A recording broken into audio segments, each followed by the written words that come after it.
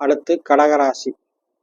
கடகராசியை பொறுத்தமட்டிலும் இந்த மே மாதம் என்பது மே 12 வரைக்கும் உள்ள சனி செவ்வாய் சேர்க்கை வரைக்கும் சற்று ஒரு சுமாரான காலகட்டமாக இருக்கும்.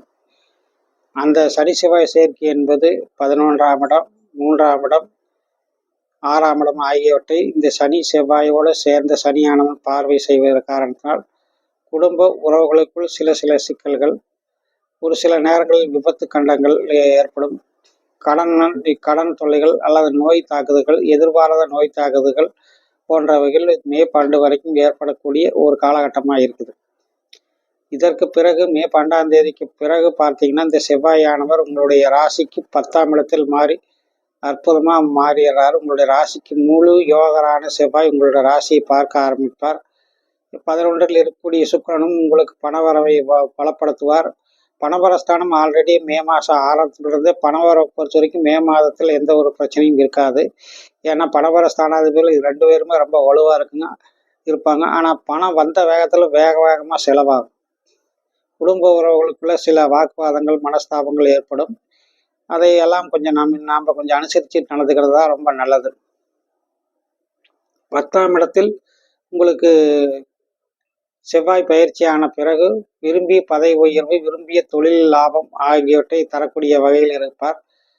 இந்த அரசியல் சம்பந்தப்பட்ட அரசியல்வாதிகளாக இருப்பவர்களுக்கு, கடகராசி நேயர்களுக்கு, உங்களுடைய அதிலும் பூச நட்சத்திரத்தில் பிறந்தவர்களுக்கு இந்த உங்களுடைய ராசிநாதனான சந்திரனும் உங்களுடைய நட்சத்திராதிபதியான சனி 9ஆம் இடத்தில் இருந்து வலுவாக இருக்கிற காரணத்தினால் உங்களுடைய தொழில் ரீதியான நல்ல வளர்ச்சி, முன்னேற்றம் அடையக்கூடிய காலகட்டமாக இருக்கும். அதற்கான அறிகுறிகளும் மாற்றங்களும் உங்களுக்கு தென்படும். ஒரு மனசுக்குள்ள ஒரு தைரியம், நம்பிக்கை இருக்கும். விரயத்தில் இருக்கக்கூடிய குரு பகவான் சில விரய செலவுகள், சில அலைச்சல்கள், மனக்குழப்பங்கள் ஆகியவற்றை ஏற்படுத்தினாலுமே கூட உங்களுக்கு உங்களுடைய ராசிக்கு யோகரான செவ்வாய் 10ஆம் இடத்தில் மாறும்போது எல்லாமே தலைகளாக மாறி போகும். உங்களை எதிர்த்தவர்கள் அனைவருமே சரண்டர் ஆகக்கூடிய ஒரு காலகட்டமாக இருக்குது. இதுபோக உங்களுக்கு ஆயில்ய நட்சத்திரத்தில் பிறந்தவர்களுக்குமே கூட, பூசம் ஆயிலும் 2இல் பிறந்தவர்களுக்குமே கூட உங்களுக்கு இந்த மாதம் 15ஆம் தேதிக்கு அப்புறம் ஆயில்ய நட்சத்திரத்தில் பிறந்தவங்களுக்கு சிறப்பான எதிர்காலம் உண்டு. அவங்களுக்கு ஏதாவது வேலை வாய்ப்பு, தொழில் ரீதியான வளங்களும் முன்னேற்றம் ஏற்படும். வேலையில் சில எதிர்பார்த்த மாற்றங்கள் கிடைக்கும். காவல்துறை மற்றும் உணவுப் பொருட்கள் வேலையில் இருப்பவர்களுக்கு அவர்கள் எதிர்பார்த்த மாறுதல்கள், சம்பள உயர்வு போன்றவை கிடைக்கும். சிலருக்கு உத்தியோக உயர்வு ஏற்பட்டு அரசு மரியாதைகள் கிடைக்கிறதுக்கான வாய்ப்புகளும் சந்தர்ப்பங்களும் கூட ஏற்படும்.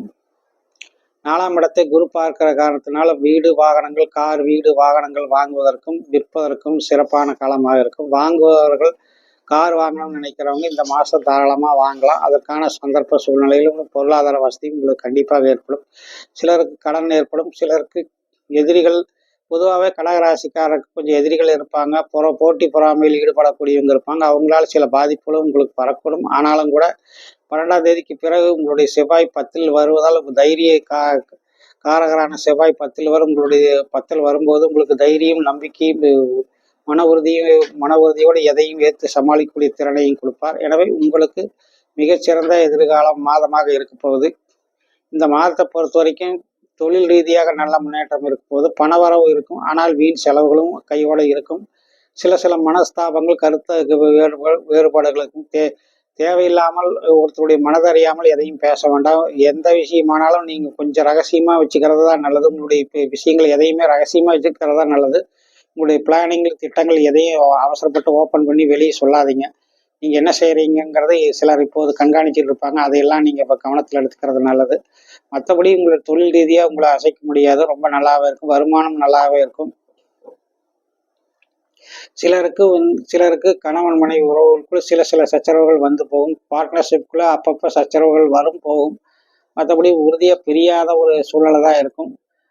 மற்றபடி இந்த மாதத்தை பொறுத்த வரைக்கும் தொழில் ரீதியாகவும் வருமான ரீதியாகவும் சிறப்பான மாதமாக இருக்குது. சிலருக்கு நோய் தொல்லைகள், நரம்பியல் சம்பந்தப்பட்ட கோளாறுகள் வந்து போகும். பலருக்கு இன்னும் சொல்லப்போனால் உத்தியோகம் இல்லாதவங்களுக்கு இந்த மாத கடைசியில் உத்தியோகம் கிடைச்சிடும். இந்த மாதத்தில் பொறுத்த வரைக்கும் ரொம்ப நல்ல மாதமாக இருக்குது. இந்த மாதத்தில் சந்திராஷ்டமங்கிறது எப்பவுமே கடகராசியை சற்று பாதிக்கக்கூடிய இதாக இருக்குது.